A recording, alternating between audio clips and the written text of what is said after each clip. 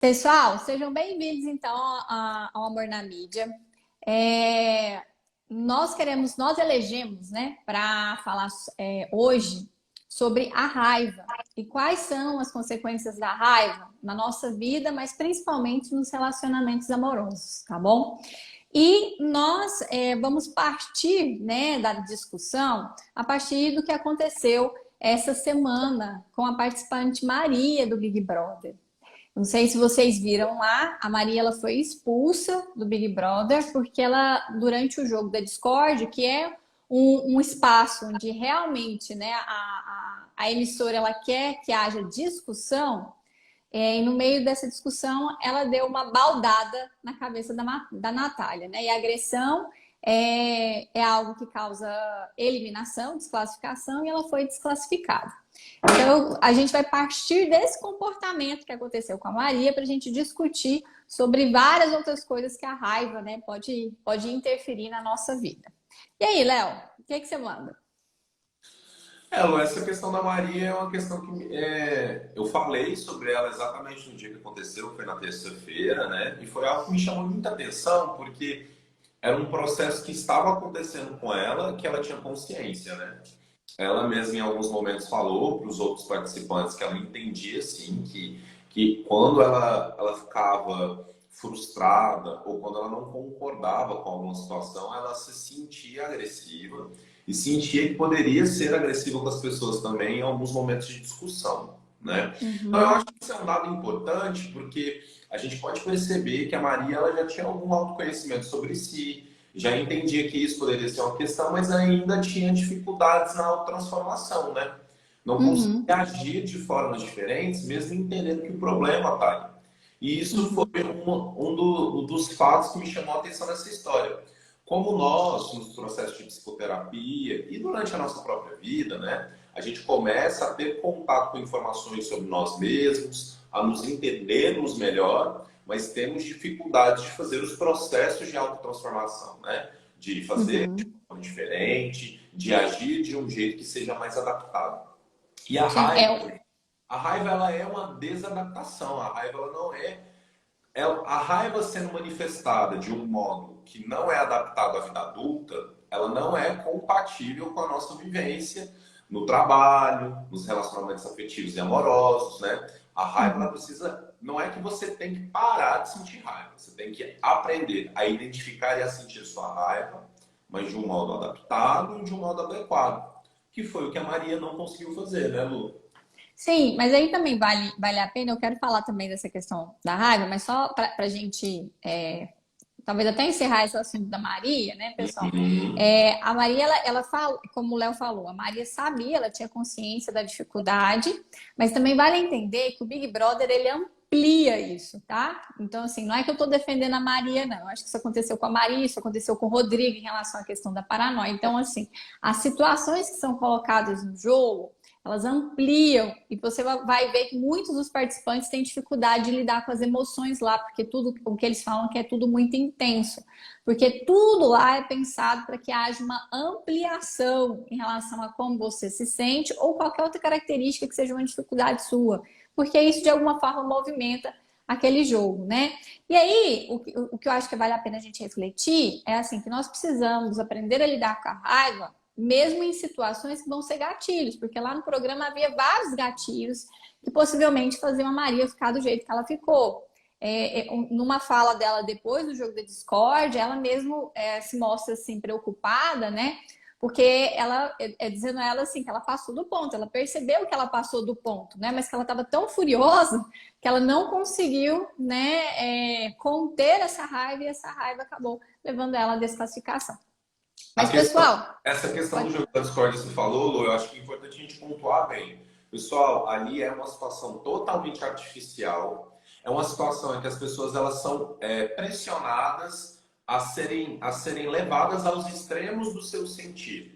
Então, Sim. uma situação como o jogo da Discord dificilmente vai acontecer na vida real, em que você é colocado na frente de um grupo de pessoas com o qual você convive e você tem que atribuir valores negativos na frente deles de forma aberta. Então, Uhum. isso não vai acontecer na vida real.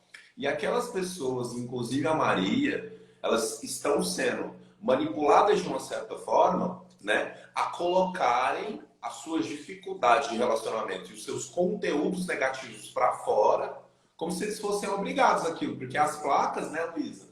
Por exemplo, eu vi uma cena da Eslovênia falando o seguinte: ah, eu preferia que ficasse calado. Tipo, eu percebi que ela estava constrangida porque a frase ela já é pré-montada. Não é uma frase que a pessoa quer dizer. A pessoa tem que atribuir uma frase que já está pré-montada. Então, olha como isso toca nas nossas dificuldades, toca na nossa raiva, na nossa angústia. E esse processo de você ter que falar mal de alguém na frente da pessoa, ou de você ter que rejeitar a pessoa, né? Assim, até ativar feridas das pessoas com quem você convive, é muito desgastante. É muito... E agressivo, né? estruturante, né? Então, Sim. realmente, nós que estamos de fora assistindo, a ilusão que o Big Brother cria é que nós temos propriedades para julgar, né?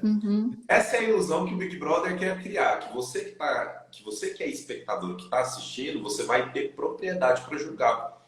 Mas nós que não estamos vivendo naquela situação de pressão emocional, não temos como garantir se não agiríamos de forma muito parecida dentro de uma situação parecida, né, Luísa? Então, Sim, exatamente. o Big Brother ele te induz a julgar, mas você pode pegar esse conceito dele, retorcer e começar a praticar a empatia ao invés do julgamento. Sim, exatamente. Até porque, gente, é um clima extremamente hostil, né? O jogo da Discord, o Big Brother em si já é hostil, mas o jogo da Discord, ele alimenta um clima de hostilidade, onde você precisa apontar para o outro e ser apontado. E o jeito que eles criam as cenas, esse lance de jogar água suja, sabe? Isso é muito simbólico. Então, assim, ainda cria uma sensação de humilhação, exposição, rejeição, né? Então, assim, cria um ambiente para muitos sentimentos negativos. Então, é uma coisa, assim, que é muito agressiva. Inclusive, eu não me sinto muito bem nem de assistir. Eu me sinto mal, sabe? Esse último, então, eu achei que ele foi extremamente violento em muitos aspectos, sabe? É uma coisa ruim de ver, dá uma sensação ruim. Você fala desse ano ou do ano passado, Luiz? Não, esse último jogo da Discord agora da segunda-feira que a Maria foi expulsa, sabe? Achei ele muito agressivo em muitos aspectos.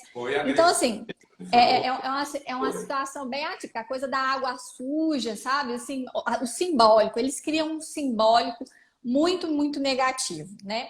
Mas vamos falar da raiva em especial, até para tentar entender não só os participantes do Big Brother, né? Talvez até a própria Maria, mas para a gente tentar se entender, porque a raiva faz parte da nossa realidade, pessoal. E a primeira coisa que eu gosto de falar sempre sobre raiva é que, assim, não existe emoções que sejam ruins ou erradas, na verdade. Não existem emoções erradas, tá?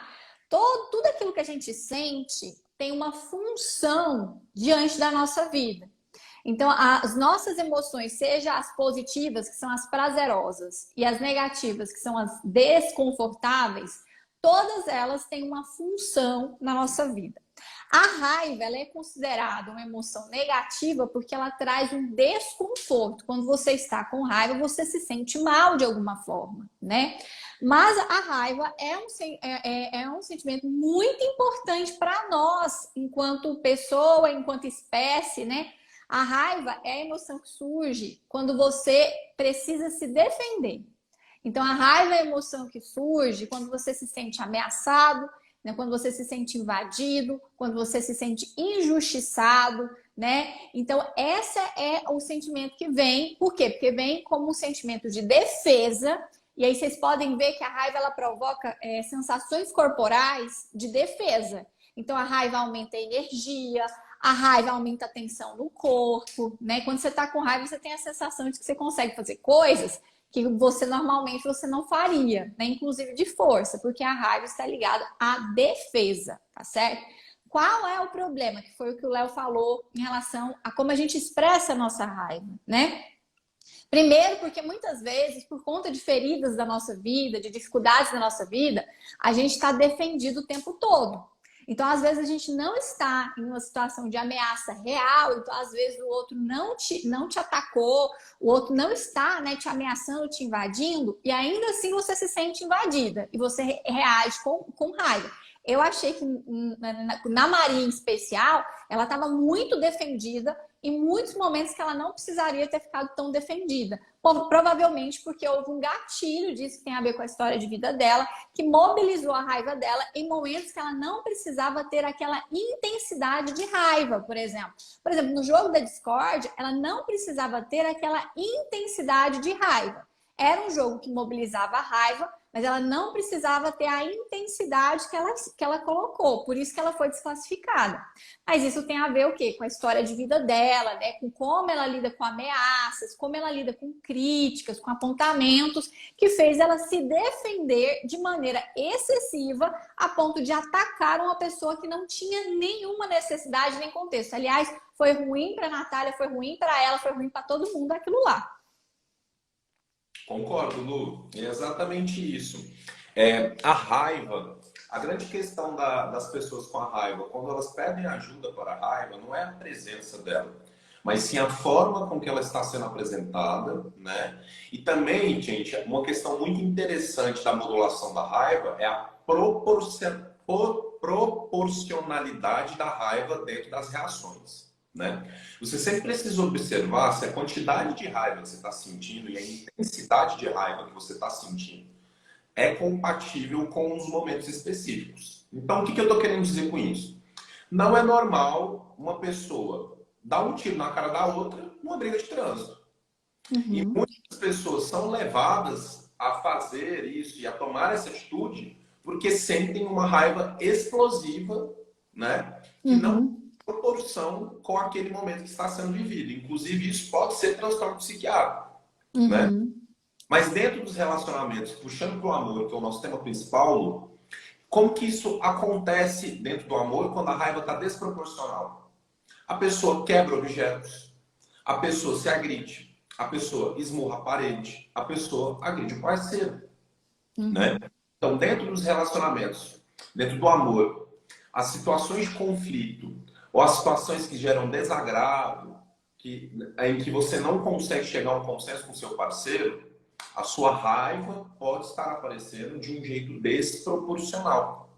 E como a Luísa falou, a nossa cultura é uma cultura cristã ocidental, pessoal. É uma cultura que prega o amor, a paz e o perdão. Quando nós sentimos raiva, nós não percebemos, mas nós somos inundados por um sentimento de culpa natural. Como se aquele sentimento não devesse nos pertencer, ou não devesse existir. E muitas pessoas, principalmente no amor, né, Luísa? Elas se sentem culpadas ao sentirem raiva, por muitas vezes resolvem guardar essa raiva, acumulam essa raiva, né?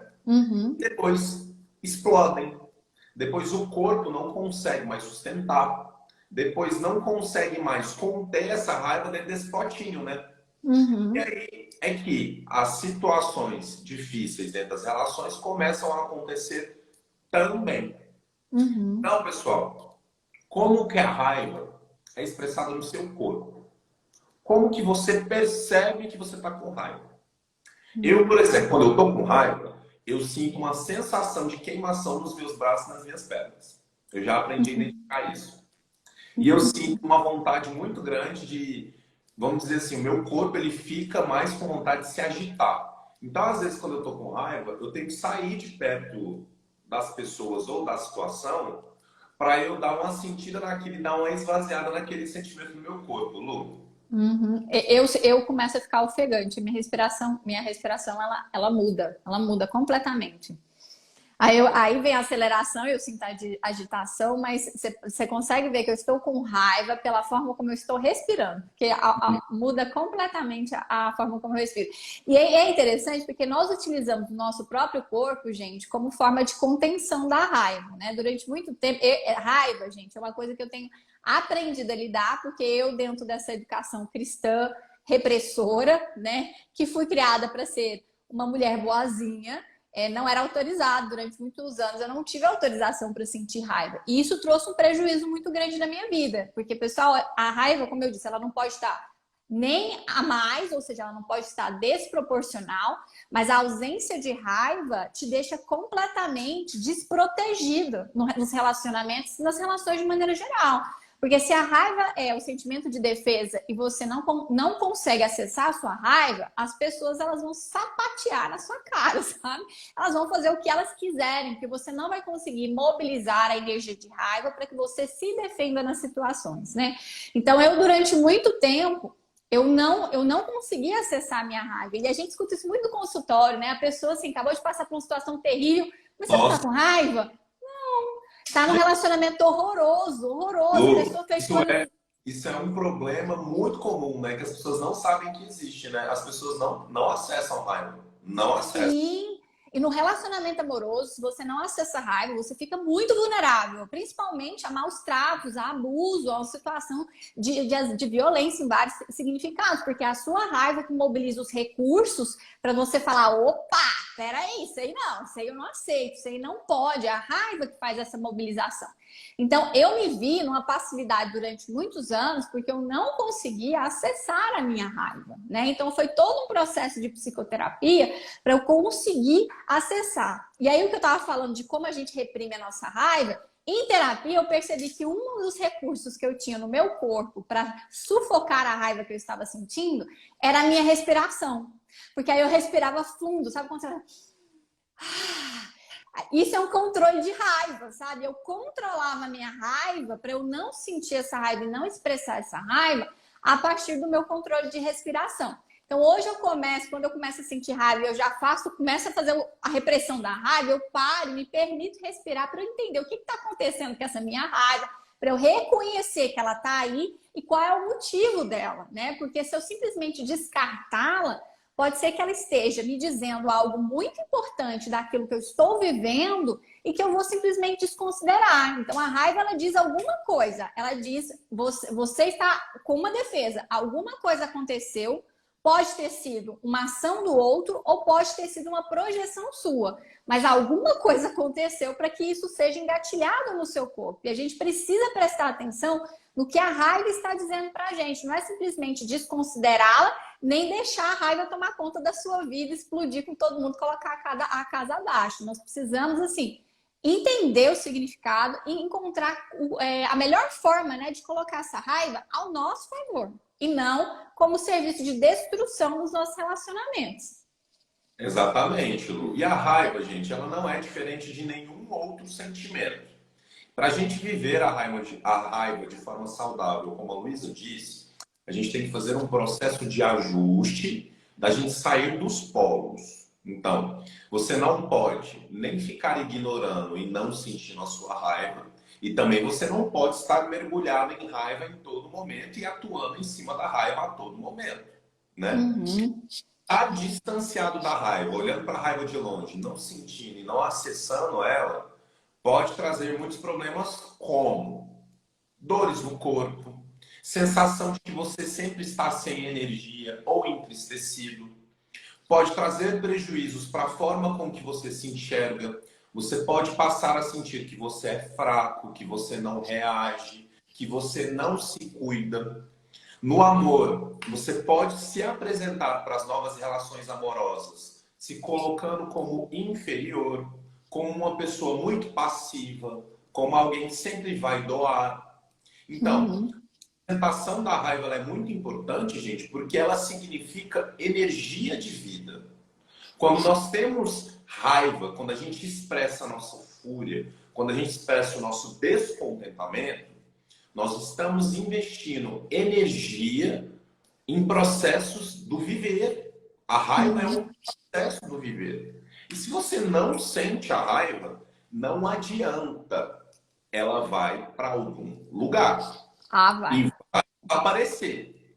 E agora, isso que a Luísa disse, gente, eu fico encantado às vezes com algumas discussões que a gente tem aqui, porque eu vou pensando nos meus pacientes. E nos últimos tempos eu tenho recebido muitas pessoas em que a seguinte pergunta fez muito sentido para elas no processo psicoterápico. Fulano, fulana, onde é que está a sua raiva? E a pessoa, diante dessa pergunta, pensar, nossa, doutor, é verdade. Eu não sinto raiva? Será que eu não sinto raiva? Ou será que você não sente raiva ou será que você não acessa? Ou pior, será que você se dá permissão para sentir raiva? Porque isso Exatamente. que a Luísa falou, no contexto principalmente do mundo feminino, das mulheres, isso é uma realidade. As mulheres, pessoal, elas não são criadas para ter esse tipo de reatividade. Então, por exemplo, a Maria, Uhum, mesmo, pegando o nosso exemplo que trouxemos aqui hoje, a Maria, ela é uma mulher atípica nesse sentido, porque ela se dá permissão para que ela expresse a sua raiva. Está sendo uhum, expressada de uma forma disruptiva, desregulada? Está. Mas ela se permite sentir e expressar a raiva. uhum. Mas a nossa cultura, o nosso inconsciente coletivo nos diz o contrário. A figura de mulher que nós temos, vamos dizer assim, pré-definida, a mulher padrão, a mulher que é mais aceita, é uma mulher mais passiva, mais dócil, mais Mais amável, calma, mais serena. calma. É a Isso. princesa. É a As princesa. meninas são criadas para serem princesas. É. Então, uma menina que é mais agitada, que tem mais vitalidade, que quer brincar, que quer fazer esporte, ela já é vista de uma forma distorcida. É como se ela Sim, fosse, você está fora do padrão, né? sim. E só para eu concluir meu E raciocínio, pegando outro polo, o polo em que a raiva, em que você está mergulhado em raiva, também vai gerar prejuízos. Porque estar atuando na raiva todo o tempo, pessoal, ou seja, você está conversando com seu chefe te fala uma coisa desagradável. E você fala, então tá, vai, né, tomar no, né? uhum, Não pode isso. Isso não está adequado para a vida adulta. A raiva em uhum, excesso, ela se liga a um movimento de impulsividade, um movimento de descontrole das nossas vontades. E quem tem vontades descontroladas e quem só faz o que quer e quem só se liga àquilo que quer fazer são as crianças. uhum, Essa raiva, que é uma raiva que está presente a todo momento, que está aparecendo a todo momento no seu ambiente de trabalho, nos seus relacionamentos, no trânsito, no supermercado, isso é um movimento de uma criança impulsiva.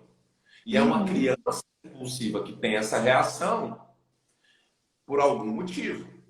Por exemplo, como a uhum, Luísa mesmo citou, é muito provável que a Maria, em algum momento das suas reações, tenha se sentido injustiçada, tenha se sentido humilhada, tenha visto alguma situação ali dentro que não estava sendo coerente com a integridade dela, e por isso ela ficou reativa. Mas a uhum. forma com que ela estava ficando reativa não estava adequado para uma pessoa que está vivendo em sociedade. E muito menos para uma pessoa que está sendo filmada 24 horas por dia, né, Lô? A crítica Sim. dela, eu entendo esse processo dessa raiva sendo manifestada dessa forma também, como uma dificuldade de regulação e como uma dificuldade de crítica, né? Porque Uhum. ela se liga muito mais ao impulso ao fazer do que analisar aquela situação e pensar, poxa, mas se eu agredir uma pessoa aqui, como que isso vai, no que isso vai resultar para mim? E se eu agredir uma Uhum. pessoa, como que as pessoas vão me ver, né? Parece que a Maria não Sim. conseguiu fazer essa deliberação, né? Ela se expôs demais, né? É, não na hora, ela conseguiu fazer isso depois, mas ela não conseguiu fazer isso na hora porque ela foi tomada pela raiva. Mas eu quero Exato. voltar um pouco, Léo, no que você disse assim, da diferença né, em relação à raiva para as mulheres, né? Uhum. Eu vejo isso muito comum assim, no meu consultório. Eu acho que esse modelo que ainda é colocado tem sido transformado pelos questionamentos, mas ainda é algo forte culturalmente, né? Dessa mulher que ela é calma, que ela é serena, que ela é mais passiva, que ela é mais vulnerável, né? Porque a raiva diz da sua capacidade de se defender. E ainda temos uma visão da mulher, dessa mulher vulnerável que precisa ser defendida de alguma forma, né? Então a raiva vai contra a visão padrão da mulher, né? E aí a mulher que ela sente raiva, muitas vezes ela é julgada, né? Então ela é julgada como desequilibrada, ela é julgada como barraqueira, né? Ela é muito julgada socialmente por expressar essa raiva. É a mulher que muitas vezes a pessoa fala: ninguém vai te querer, ninguém vai te aguentar, homem nenhum vai aceitar isso aí, né? E é uma coisa que a gente precisa rever, porque uma raiva bem expressada diz de uma mulher que consegue se colocar, diz de uma mulher que consegue se defender, de uma mulher que tem uma autonomia emocional, que ela não precisa ser salva por um homem, né? O que a gente precisa tomar cuidado é de uma raiva desproporcional. Mas, inclusive, mulheres, faz parte do nosso processo de autonomia emocional resgatar a nossa capacidade de lidar com a nossa própria raiva. Porque enquanto a gente não sentir que conseguimos nos defender das situações, a gente vai continuar se sentindo vulnerável e desprotegida e esperar que um homem venha fazer esse papel de proteção na nossa vida. E esse é um dos principais discursos femininos ainda hoje, é um dos discursos que fundamentam a dependência emocional em mulheres. Essa sensação de desamparo, essa sensação de que eu preciso de alguém por mim, para me proteger, para cuidar de mim, porque eu tenho uma vulnerabilidade que eu não consigo lidar. E aí eu projeto isso tudo no relacionamento amoroso, muitas vezes numa figura paterna, uma figura que tenha um componente de agressividade também, porque essa agressividade vai me dar a sensação de que ele consegue me proteger. E, gente, isso é terrível para o contexto feminino, né? Então, nós precisamos, sim, tomarmos posse da nossa raiva, mas de maneira saudável, uma raiva que traga indignação quando o outro nos trata mal, uma raiva que nos permita falar não, eu não quero, ou não, isso não é justo, ou não, eu não vou fazer essa coisa dessa forma. Uma raiva que nos permita ir atrás de ajuda, seja ajuda profissional, seja ajuda da justiça, para nos defendermos. Essa raiva nós precisamos resgatar, tá, gente? Senão nós vamos ficar nessa passividade da princesa que espera o príncipe viril vir atrás e matar o dragão, quando, na verdade, fazendo essa metáfora, somos nós que precisamos aprender a matar os dragões da nossa própria vida. Enquanto a gente está aí esperando o outro matar o dragão da nossa vida, nós estamos nesse lugar de passividade e de dependência emocional diante do outro. Então, eu fico sempre muito preocupada, sabe, Léo, quando eu pergunto no consultório, né, essa mesma pergunta, mas e aí, cadê sua raiva? Ah, não sinto raiva, não. Eu sou uma pessoa que eu não consigo sentir raiva de ninguém. Pessoal, se você é uma pessoa que você não consegue sentir raiva de ninguém, isso não é uma vantagem. Isso não é um atestado de que você é uma pessoa boa ou de que você seja a bondade em pessoa, tá? Isso não é um bom sinal. Se você é uma pessoa que você não consegue sentir raiva, significa que você está bloqueado, que você está vulnerável e é bem provável que você vai fazer papel de bobo, que você vai se colocar em situações onde você vai ficar vulnerável, você pode colocar em situações de risco, você pode se colocar em situações de violência, justamente porque tem esse, não sinto raiva de ninguém. Eu já fui essa, eu entendo, tá? Não é bom, gente. Se você não sente raiva de ninguém, tem algum problema aí que você precisa observar. A raiva faz parte da nossa vida, tá? Novamente, não vamos descartar, mas também não vamos passar do ponto. O problema é que às vezes a pessoa nunca sentiu raiva, ela começa a acessar a raiva e a raiva dela tá gigantesca, aí ela sai do não sentir raiva para raiva de todo mundo o tempo todo. A gente precisa fazer esses ajustes na raiva para que ela seja o que ela é, funcional na nossa vida. Ela desempenha o papel que ela tem de fato que desempenhar, que é nos defender. Exatamente. Pessoal, os sentimentos, eles são as nossas cartas para nós mesmos. Se você não abre as cartas que os sentimentos te mandam, se você não percebe que a carta chegou e você não abre a carta e lê, você se torna uma pessoa dissociada. Você não está integrado com você mesmo. Então a raiva, ela cumpre uma função. Se a raiva chega e você não a sente, você está ignorando a função da raiva. E isso vai te gerar problemas de saúde, inclusive físicos. As pessoas que não sentem raiva, elas podem desenvolver doenças físicas, doenças reumatológicas e doenças autoimunes.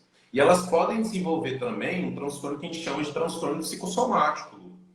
É muito comum pessoas que não estão integradas com os seus sentimentos, que não conseguem sentir raiva, tristeza, que não conseguem se conectar com as suas emoções, terem lúpus, artrite reumatoide, dores no corpo, problemas de fertilidade, enxaqueca, dor de estômago. E isso não é uma coincidência. Se o corpo fala para você, fulaninha, nós não estamos bem, ou isso que o ciclaninho está fazendo com a gente é um absurdo, isso não pode ser feito. E você fala, não, tudo bem, eu vou pegar essa carta para jogar fora. quero saber. Isso aqui não me interessa. Essa mensagem vai ser mandada para o corpo. Por quê? Porque o corpo vai falar o seguinte: fulaninha, você não está recebendo a mensagem. A gente está tentando te mandar uma mensagem, mas você não está lendo essa mensagem. Então, vamos fazer assim, eu vou te dar uma dor de estômago, ou eu vou te dar um problema de saúde, uma dor no corpo, um problema de fertilidade, para ver se você consegue entender a mensagem que eu estou tentando te mandar, tá? Então, ó, essa dor aqui no corpo é essa mensagem que você não recebeu com a raiva. Ou esse processo aqui, essa artrite reumatoide, esse lúpus que eu vou te dar aqui, é a mensagem que eu estou te mandando para você entender aquilo que você não quis receber da gente. Então, pessoal, a gente se integrar com os nossos pensamentos, com as nossas emoções, é importantíssimo para que a gente tenha uma vida saudável. Nós somos muito similares a como se fosse um computador, né? O computador, ele tem a máquina que funciona, ele tem a tela onde nós vemos o que está acontecendo, e nós temos assim as teclas para a gente colocar as informações e acessarmos as informações. Pensa se a gente tivesse um computador, pensa num computador na sua casa que você desliga a tela, que você não quer ler as mensagens, não quer ler as informações. Não adianta você ter um processador se você não acessa a informação que o processador te dá. Então, o nosso cérebro, o nosso corpo, o nosso coração tem que estar integrado num funcionamento único para que você viva de forma saudável. E se você tem, pessoal, sintomas que você não está conseguindo explicar muito bem, eu sinto, não sei, uma enxaqueca constante e frequente. Ou eu tenho uma insônia que nunca passa, que não alivia com remédio nenhum. Ou nos últimos anos eu desenvolvi uma dor no pescoço, uma rigidez no pescoço que eu não consigo explicar. Vamos dar uma focada na investigação da sua saúde mental. Porque pode ser um processo de conversão, de transformação das mensagens que os seus sentimentos estão te mandando e você não está recebendo. Pode ser uma mensagem do seu emocional para você mesmo. A sua dor no corpo pode ser o seu corpo te avisando de que as coisas não estão bem. Tá? Lu, E Léo, tem bastante perguntas. Vamos ler aí agora. teve uma pergunta aqui do Fabiano, que ele diz o seguinte, que, na verdade, ele é uma pergunta. Ele fala assim, fala da raiva e a conexão com o feminicídio. Achei interessante a pergunta dele. Gente, vou falar um pouquinho da raiva em relação da conexão da raiva e feminicídio da perspectiva da vítima, tá? De quem sofre com o feminicídio. Uma das coisas que nós estamos falando aqui da importância da raiva, que a gente observa, infelizmente, em mulheres que sofrem violência e que não conseguem, muitas vezes, sair, né? É a dificuldade delas mobilizarem a raiva delas em defesa de si mesmas. Muitas vezes a gente recebe mulheres num relacionamento abusivo, e é claro que elas, assim, geralmente, essa mulher ela já vem de um histórico onde ela não sabe lidar com a própria raiva, e dentro do relacionamento isso piora, porque mais ainda o parceiro mina a autoestima dela e mais vulnerável ela fica. Então é um conjunto que faz essa mulher estar nesse lugar, tá certo? Mas é muito comum a gente trabalhar com mulheres que estão em relacionamentos abusivos, né? E elas não conseguem mobilizar a indignação delas em relação aos maus tratos. Então, é como se elas estivessem dessensibilizadas e às vezes a gente pensa assim, gente, como é que essa mulher está aceitando? E quem está de fora fica indignado por causa disso. De como que ela aceita passar por isso. Mas por algum motivo que tem a ver com a história de vida dessa mulher e que tem a ver com a própria forma como a relação foi construída, é como se tivesse desligado o botãozinho da raiva nela. Então, ela fica sem reação.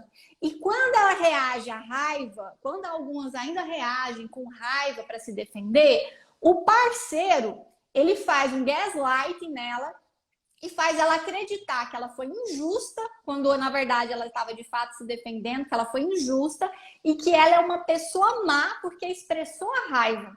Aí, de novo, ela fica toda se sentindo culpada, ela já tem dificuldade de lidar com a raiva, quando ela expressa a raiva, o parceiro ainda fala que é porque ela é louca, ou ela é injusta, ou ela é má. Aí, de novo, ela engole a raiva dela e geralmente vai para tristeza, para angústia, para o medo, mas o engolir a raiva deixa ela mais vulnerável novamente a esse parceiro que vai repetir esse processo, tá certo? Então, assim, é uma situação de muita...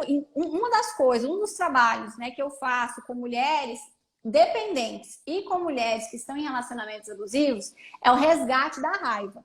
Não no sentido assim de vamos bater nesse parceiro, até porque a mulher nem tem força e isso é um risco para ela, mas é no sentido assim de vamos ficar indignada com o que está acontecendo agora. Vamos perceber que isso não pode acontecer, porque a raiva diz assim, não, isso não pode acontecer. A raiva diz limites, né? Que a gente precisa respeitar e que o outro precisa respeitar. E quando nós estamos com a nossa raiva desligada, as pessoas elas invadem e fazem o que querem com a gente. Então, nós precisamos fortalecer a capacidade dessa mulher, né? De perceber que ela tem direito a ter raiva, que a raiva dela está correta, e que ela precisa utilizar dessa raiva para que ela consiga sair dessa situação que está fazendo tão mal a ela, né, diante desse parceiro. Mas não é algo fácil, tá, pessoal? Porque se a pessoa já vem desse histórico da mulher boazinha, cultural e familiar, né, e chega num relacionamento com uma pessoa abusiva que fala para ela que toda vez que ela expressa raiva é porque ela é má e que ela é ruim, e ela acredita nisso, vai ser muito difícil essa pessoa mobilizar a raiva para conseguir, né, se defender. Inclusive, quando essa mulher ela decide que ela vai procurar ajuda, que ela vai sair desse relacionamento, é porque ela conseguiu acionar alguma coisa dentro dela do tipo, chega, não dá mais. E geralmente quem aciona isso também é a raiva. Perfeito, Lu. E é exatamente essa visão também que eu tenho dessa história. O feminicídio ele acontece, como a Luísa disse, quando um processo de estabelecer limites e estabelecer, tipo, daqui para frente não vai mais, não acontece. E a raiva, ela tem essa função, né, Lu? A raiva, nós expressarmos nossa raiva diante de coisas ruins que estão acontecendo conosco, é a gente dizer, para, eu não quero mais. Ou, daqui para frente não dá mais para seguir. E o feminicídio, ele é um processo de escalada. Gente, nenhuma mulher é assassinada 3 dias depois de começar um relacionamento abusivo. Isso é raro, né? Não que não possa acontecer, mas isso não é o comum. É um processo. Geralmente é um padrão, é um processo. Né? É um padrão de um processo. O que eu estou querendo dizer com isso? O abusador, ele primeiro, ele vai testar. Ele vai testar se essa pessoa reage. Ele vai testar o jogo do poder. Ele vai testar se essa pessoa vai ficar subjugada diante das mãos dele. Uhum. Se ele percebe que a pessoa que está do outro lado, que a mulher que está do outro lado, não tem capacidade de reação, não tem capacidade de colocar limites, a escalada vai acontecer. Então, começam as torturas psicológicas, começa o abuso, começa a violência sexual. E isso só vai piorando, vai um processo cumulativo. E o que eu vejo dos assassinatos, dos crimes passionais, é como se fosse só o último golpe. Assim, o golpe final. Porque quando a pessoa chega a ser assassinada pelo parceiro, ela já está completamente destruída. Ela já está com o seu sistema de defesa e com a sua capacidade de fugir, de correr, de se defender, totalmente destruída. O parceiro só vai lá e dá o último golpe mesmo, é a finalização do processo mesmo. E se vocês repararem, é como o predador funciona, né, Lu? O predador está no mato, primeiro ele acua, né? É como se ele armasse uma armadilha ali para a presa. Deixa a presa indefesa, numa situação que a presa não consegue reagir, e ele vai lá e morde o pescoço da presa. Não tem mais como a presa fazer nada, né? Então, a raiva, o medo, a tristeza são sentimentos que ocorrem ao nosso favor, para que a gente fique integrado, para que a gente se defenda e para que a gente se afaste daquilo que vai nos fazer mal. Uhum. Se você não acessa a raiva, você não acessa a sua capacidade de cuidar de você, você não acessa a sua capacidade de colocar limites para situações ruins para você. E você se torna uma pessoa vulnerável a pessoas ruins. Presta bem atenção. E essa descrição que a Luísa trouxe também, A mulher que não sente raiva e esse polo de passividade. Pessoal, isso é real demais. Pessoas que não têm, mulheres que não têm essa capacidade de acesso à raiva e ficam muito no polo de passividade, passam a se ligar a figuras masculinas que têm essas características de poder, de agressividade e até de perversidade. É muito comum relatos de mulheres que têm essa característica de se sentirem muito passivas, de serem atraídas por pessoas que representam figuras de autoridade muito rígidas, aquela figura bem militarizada mesmo, daquele homem, vamos dizer assim, daquele homem bem mandão, daquele homem bem dominador, daquele homem bem machista, né? Por quê? Porque o polo de ação, o polo de defesa não está dentro dela. E ela passa a buscar no outro aquilo que ela não consegue fazer por si mesma. Mas aí é que está a armadilha, porque esse parceiro que age, que é mandão, que às vezes é perverso, ele não vai usar esse poder de ação para defendê-la. Ele vai usar esse poder de ação para subjugá-la. Contra ela, na verdade. Vai estabelecer uma relação de poder com ela. Então, olha como é importante a gente desconstruir essa crença da nossa metade da laranja e a gente se apresentar para as relações como um ser integrado e completo. Todo mundo. Os relacionamentos tem que ter raiva, tristeza, medo, alegria. Todo mundo. Se você vê o sentimento na mão do outro, olha o tipo de relação que se estabelece, né, Lu? Sim.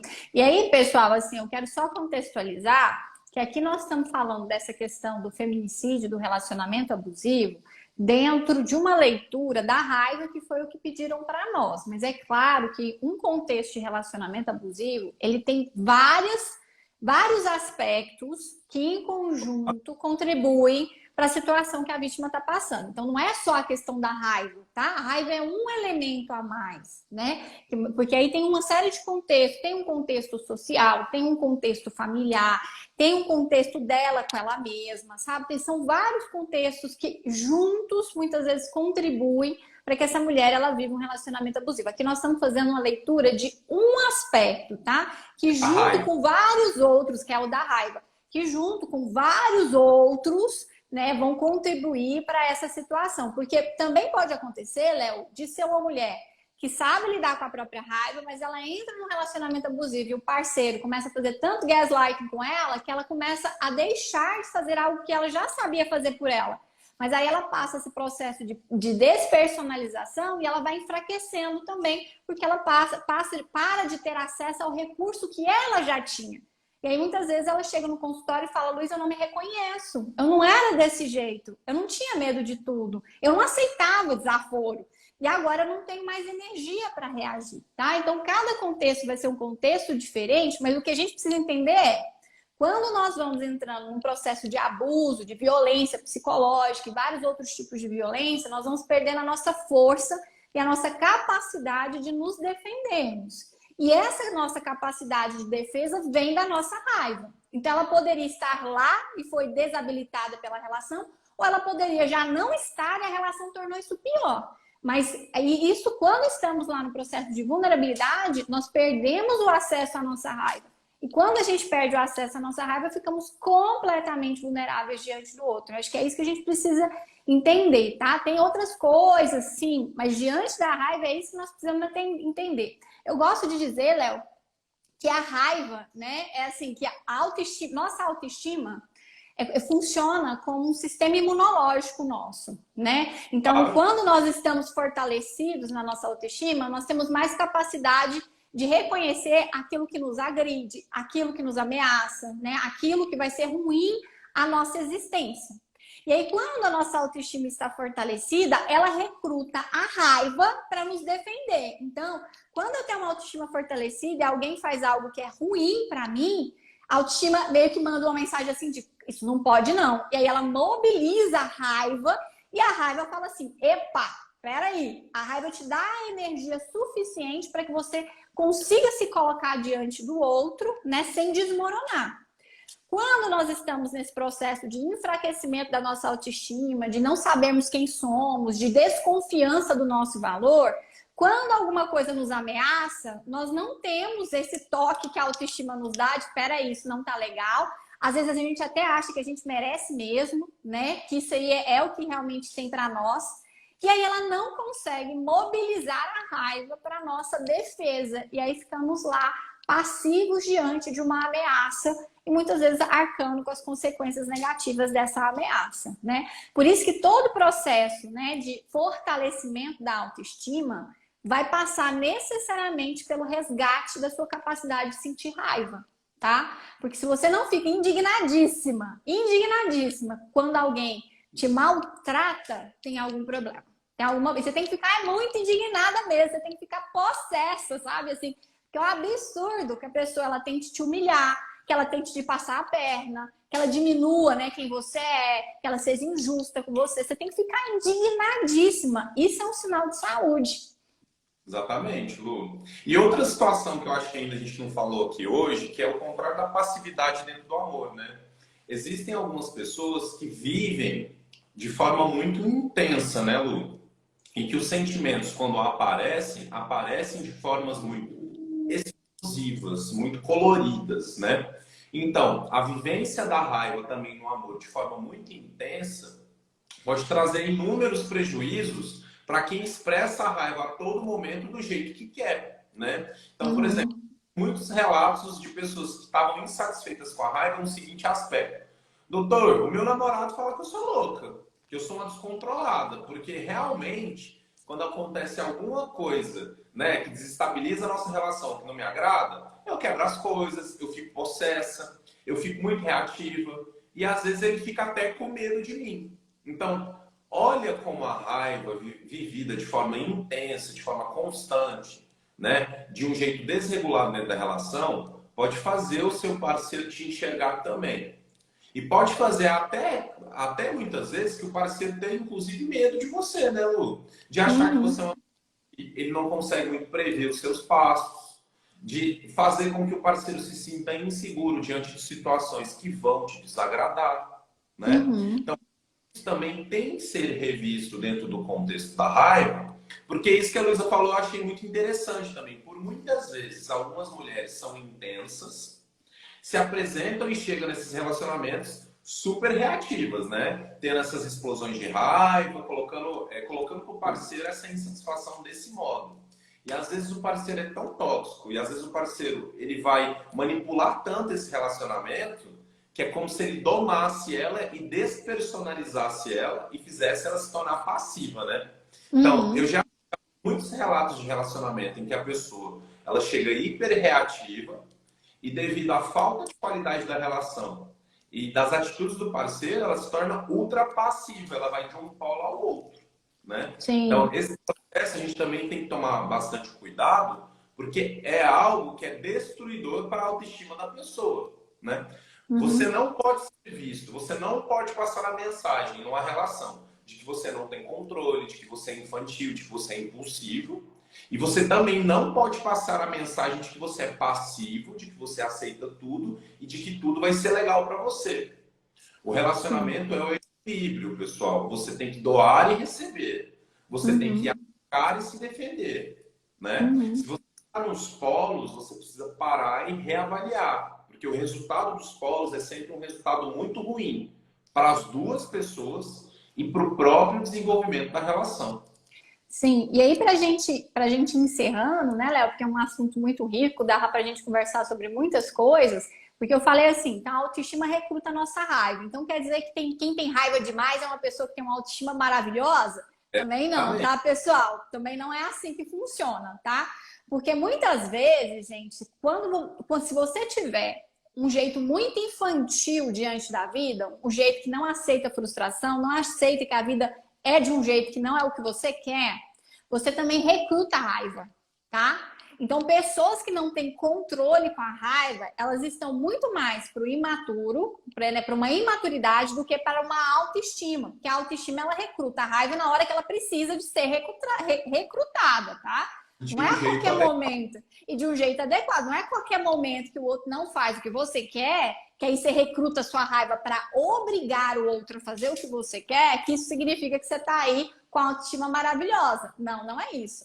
Então, existe um aspecto da imaturidade, e isso a gente vê muito. Quanto mais imaturo e quanto mais dificuldade você tiver para lidar com frustração, maior a sua tendência de ir para a agressividade no lugar de tentar resolver essa situação de uma maneira madura, através do diálogo, de posicionamentos que são respeitosos, tá certo? Então, essas situações de muita explosão, né, onde a agressividade ela sai do controle, tá muito ligada a um núcleo de imaturidade, não é autoestima, tá? E aí, se você tá nesse polo das explosões, a gente tem que trabalhar a sua imaturidade para que você consiga fazer essa regulação que o Léo falou a partir da construção de uma autoestima saudável. E uma autoestima saudável é entender que você é importante, mas que o outro também tem necessidades dele também. E que numa relação madura a gente tem que aprender a negociar isso. Ora eu, ora o outro, ora a gente negocia. Ora eu, ora o outro, ora a gente negocia. E isso é que é saúde, tá certo? Então, nem não ter raiva, né, significa um comprometimento na autoestima, e ter só raiva toda hora também significa uma imaturidade, um senso de valor que não corresponde com a realidade, tá bom? E a gente tem que tomar cuidado. Certo? Vivências saudáveis da vida e do amor são vivências conectadas e ligadas à nossa capacidade de nos adaptar de acordo com aquilo que a vida exige. Nós temos que ser, vamos dizer assim, adaptáveis. Se você está em esquemas de rigidez, tanto para um polo quanto para o outro, você vai ter percepção de sofrimento. Então, presta muita atenção nisso. Se você tem dificuldade de se adaptar, se você tem dificuldade de ceder, se você tem essa dificuldade de se regular diante das situações, é muito provável que você vai ter vivências de dor e de sofrimento nas suas experiências, tá? Sim. E é isso então, pessoal. Muito obrigada a todo mundo que esteve aqui com a gente. Muito, muito obrigada, né? Acho que é um tema que ainda renderia muitos aspectos. Raiva é um tema bastante profundo, né, Léo? Teremos aí outras oportunidades de a gente conversar mais sobre esse sentimento, tá bom? Muito obrigada, pessoal. Essa live vai ficar gravada aqui e vai também para o podcast do Léo, Estação Autoestima, né? E também vai para o YouTube. Só que o YouTube eu ainda vou fazer os cortes. Acho que ela deve ser publicada na semana que vem, tá bom? Beijo grande. Léo, obrigada, viu? E a gente se vê. Beijo para todos vocês. Muito obrigado pela presença de vocês. Foi muito legal. Tchau, pessoal. Até mais. Tchau.